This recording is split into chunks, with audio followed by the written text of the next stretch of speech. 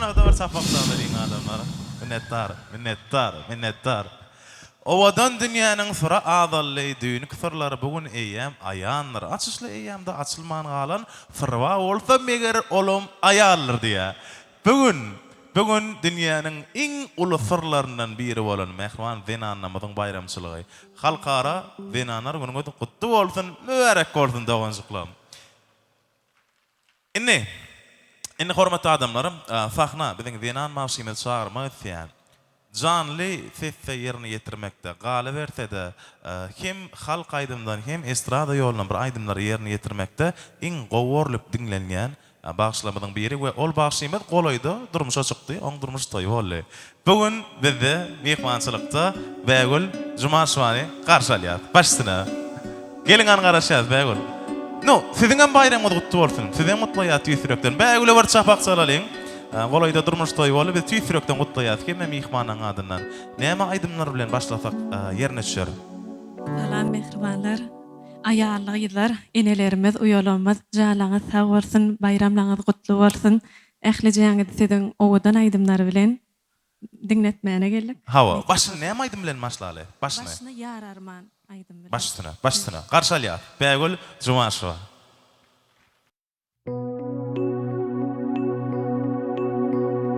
Bu şirin can yar gurban arman gurban yar gurban çektin sevgiň azabyny ahdaryny azarany görmediň hiç aşygyň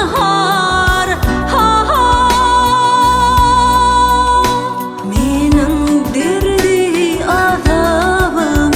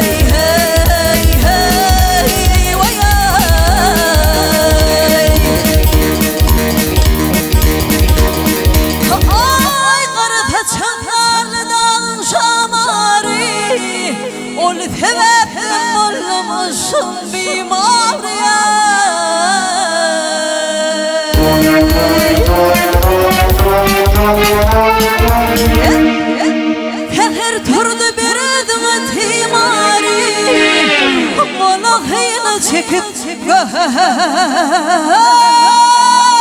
durdurma.